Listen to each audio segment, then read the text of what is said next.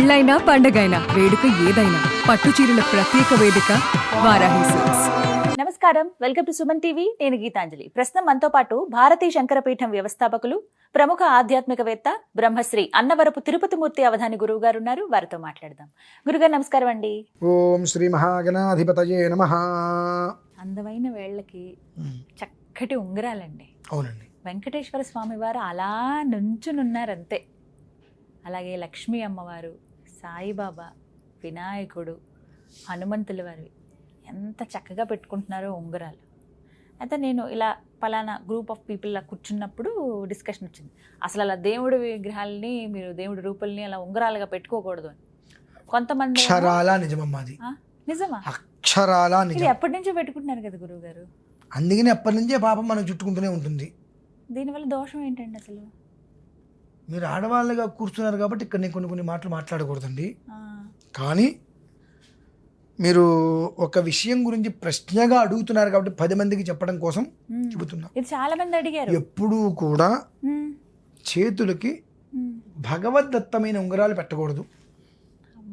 అవునా? మెడలో కాయిన్ రూపు అలా మీరు వేసుకోండి. అక్కడ వరకు దానికి ఏ దోషము అంటూ ముట్టుమైన ఏ దోషాలు ఉండదు మెడలో ధరించేటువంటి దానికి. కానీ చేతికి పెట్టినటువంటి ఉంగరాలు, అందులోనూ మొన్న చూసా, ఆ వెంకటేశ్వర స్వామి ఉంగరం ఆ వేల కన్నా 4 ఇంతలు ఉందండి. ఇంత పెద్దగా పెట్టుకుంటారు. ఇటు మొన్న దశావతారాల ఉంగరం అని చెప్పి అటు ఉంది ఇటు ఉంది. అది సరే ఎంత బరువుందనే విషయం మనకెందుకు, కానీ ఆ వేలకి 2 ఇంతలు 3 ఇంతలు పెట్టుకుంటే నేను అనుకున్నా, భగవంతుడా తెలియక వాళ్ళు చేశారు, ఆ తప్పును మరణించు భగవంతుడా అంట. ఏంటండి తప్పేంటి? ఉదయం ఇంట్లో స్నానం చేసి బయలుదేరి ఆఫీస్కి వెళ్ళారు. ఆఫీస్లో కూర్చున్నారు, ఉదయం నుంచి సాయంత్రం వరకు కూర్చున్నారు. మధ్యలో మీరు వాష్రూమ్కు వాళ్ళు వెళ్తారా వెళ్ళరా? వాష్రూమ్కి వెళ్ళినప్పుడు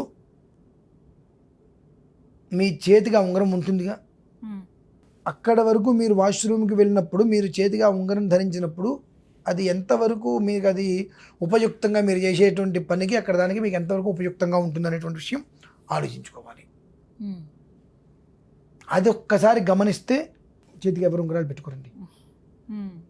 అదేంటండి మేము ఒక్క వాష్రూమ్కి వెళ్ళి ఉంగరం తీసి అక్కడ పెట్టేసి వెళ్తామండి.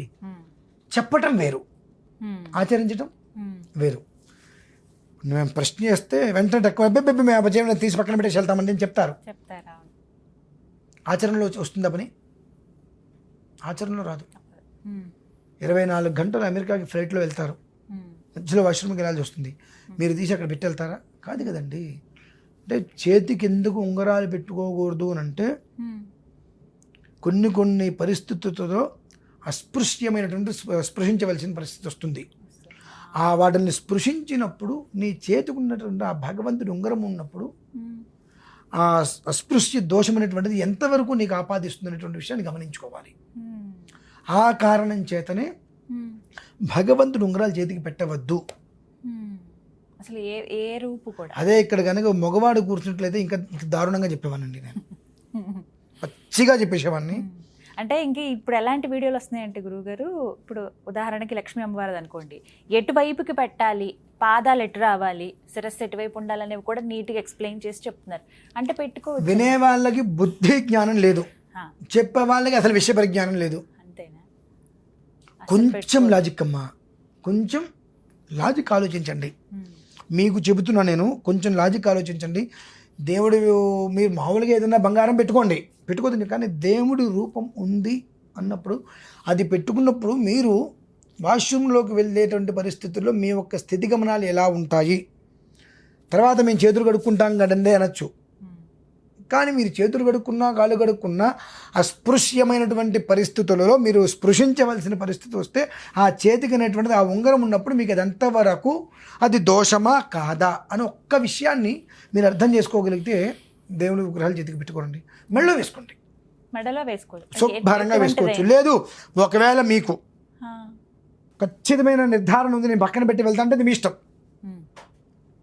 అది అనుమానాస్పదం అన్నప్పుడు పెట్టవద్దు అని చెప్తాను నేను. 2 మెడలో వేసుకునేది అనుకోండి, ఇప్పుడు నాకు ఇది ఉంది, ఇది ఉంది, ఇది ఉంది, అంటూ ముట్టు మైలా ఏవి వీటి మెడలో వేసుకున్న వాటికి ఉండవు. అంటే ఎందువల్ల అది ఒక రకమైనటువంటి మాల. అనేకం కూర్పు, అనేకం కూర్పు. మెడలో ధరించేటువంటి దానికి ఎలాంటి దోషము ఉండదు. ఇప్పుడు మీరు మెడలో ఒకటి ఇస్తున్నారు, దానికి అంటూ ఉండదు, ముట్టు ఉండదు, మైలా ఉండదు, మెడలో వేసుకోవచ్చు. బయట ఉంటే తీసేయాలి అవసరం లేదు. ఇలా కొన్నిట్లకి చెప్పబడి ఉంటాయి. దాన్ని కాదు అని మనం చేయటం అనేటువంటిది ఎంతవరకు కరెక్ట్ అనేటువంటిది మనం నిర్ణయించుకోవాలమ్మా. ఎవరో ఏదో చెప్పారు, స్వామివారిని ఇటు పెట్టండి, తలకిందలుగా పెట్టకండి, పైకి పెట్టండి, లక్ష్మీవారిలా పెట్టండి, మంచి దృష్టి. అంటే ఇక్కడ ఎలా ఉందంటే చెప్పేవాడికి వినేవాడు లోకువా, లేదంటే వినేవాడికి చెప్పేవాడు లోకువా, ఎక్కడో ఉంది మొత్తానికి. అది ఏదనేటువంటి విషయం మనం గమనించుకోవాలి. నిజంగా చెప్పాలంటే చెప్పేవాడికి వినేవాడు లోకువండి. అందుకనే ఏది తోస్తే అది ప్రమాణం లేకుండా నేను చెప్పిందే ప్రమాణం అంటాడు.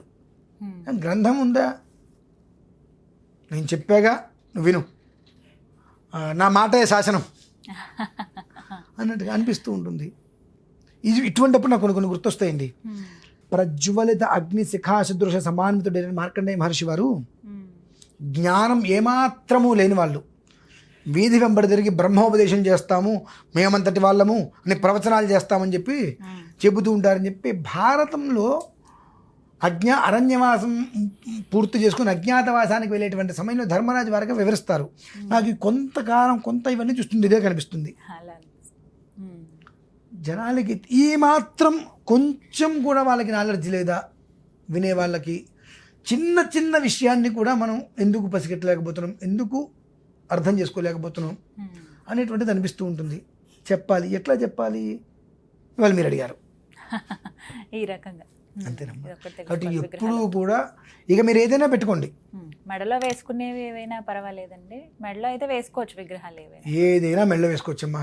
మొన్నటి వరకు నా మెడలో ఇంత లక్ష్మీనారాయణ వారి రూపు ఉంది, వేసుకుంటా. మెడలో వేసుకున్నటువంటిది ఏదైనా మీరు వేసుకోండి. చేతికి ఉంగరాల విషయంలో అది బహుశా మీకు ఏదైనా రాత్రిపూట నిద్రలో ఇలా చేయి తగిలి పెరిగిపోతుందేమో అనుకుంటే రాత్రిపూట తీసి పక్కన పెట్టండి. లేదు, సాంసారిక జీవితంలో ఉన్న మెడలో వేసుకున్నటువంటి దానికి దోషం లేదు, అది విషయం. ఎందువల్లంటే మెడలో వేసేటువంటిది మంగళసూత్రం ప్రధానమైనటువంటిది. నీకు కుటుంబ జీవితం ఏదైనా రావాలంటే అదే ప్రధానం, దానికి లేని దోషం ఇంకా దేనికి ఉంటుంది? చిన్న విషయాలు మనం గమనించాలి.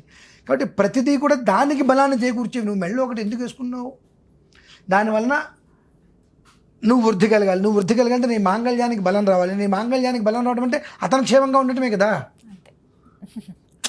అంటే ఎందుకు వేసుకోవాలి? హృద్రోగం మమ సూర్య హరిమానం జనాశయ. ఈ మెడలో ఒక పదార్థం, అది మాల కావచ్చు ఏదైనా వేసుకోవడం వలన 10 రకాలైన శక్తులు లోపలికి వెళ్ళి ఆ స్త్రీకి మాంగళ్య బలాన్ని పెంపొందిస్తుందమ్మా. ఆ స్త్రీకి మాంగళ్య బలం పెరిగింది అంటే అతను దీర్ఘాయుష్మంతుడిగా ఉన్నట్టేగా, అతనికి ఎలాంటి అనారోగ్యం లేనట్టేగా. దానికోసమే స్త్రీలు మెడలో వేసుకోవాలి. పురుషులు కూడా మెడలో మాల వేసుకుంటారు. వాళ్ళు ఏ అనుష్ఠానం చేసినా తీయరు. వాళ్ళు ఎందుకు వేసుకుంటూ ఉంటారు అని అంటే వాళ్ళు చేసేటువంటి నిత్యానుష్ఠానం అనేటువంటిది కుటుంబ వృద్ధికి పనిచేస్తుంది. లేదు, అనుష్ఠానంతో ఉండేది ఒక మాల వేసుకున్నారు, సూర్యకాంతి నుంచి అది శక్తిని తీసుకుంటుంది. మాల ఏదైనా సరే సూర్యకాంతి నుంచి శక్తిని తీసుకుంటుంది. ఆ శక్తి కుటుంబానికి వృద్ధి చూపిస్తుంది. సో ఈ ఇద్దరూ కూడా మెడలో ధరించడం వలన ఆ కుటుంబం అనేటువంటి సమృద్ధిగా ఉంటుంది, ఇబ్బందులు లేకుండా. కాబట్టి ఆ ప్రయత్నాలు చేయండి. మినహాయిస్తే దేవుడు ఉంగరాలు చేతిలో పెట్టుకోవడం ఇటువంటివి కొన్ని నిషేధించడం మంచిది అనేటువంటిది నా అభిప్రాయం.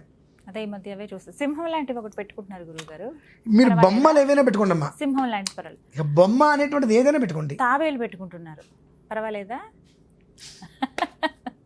దేవుడి విగ్రహాలు మాత్రమే వద్దు, రూపులు ఏవైతే ఉన్నాయి అలాగే గురుగారు. బొమ్మలు అంటే ఆకృతి, కేవలం సింహం పెట్టుకుంటే మీరు సింహం మొహం మాత్రమే పెట్టుకుంటారు, సింహం మాత్రం పెట్టట్లేదు కదా.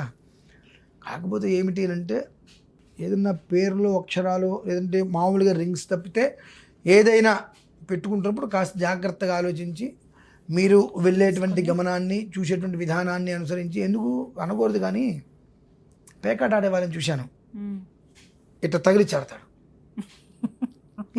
ఇంకేం చెప్తా ఉండి వాళ్ళకి మనం ఇలా కళ్ళగద్దుకుంటాడు, ఆ ఉంగరాన్ని పేకకి తగిలిస్తాడు, ఇలా ఆడతాడు, ఆట పోతుంది, అదే ఉంగరం తీసుకెళ్ళి తాకట్టు పెడతాడు. దేవుడా. ఇంకా ఇంతకు మీద నేను చెప్తే బాగోదమ్మా. ఇంకా కాబట్టి ఏదైనా చేసేటువంటి పని మనకు వృద్ధి తీసుకురాకపోయినా నష్టం లేదు కానివ్వండి, వినాశనం తేవద్దు. నష్టపోయేటువంటిది, ఇబ్బందులు పడేటువంటిది మనకు లేకపోతే చాలు. వృద్ధికి వెళ్ళిపోవాలి, కోట్ల రూపాయలు సంపాదించాలని ఆశ వద్దు. ఉన్నదానికి నాకు దెక్కకుండా ఉంటే చాలు కోరుకోండి ఇటువంటి పాటల వల్ల. అంతే. ధన్యవాదాలు గురుగారు. రమేశ్వర.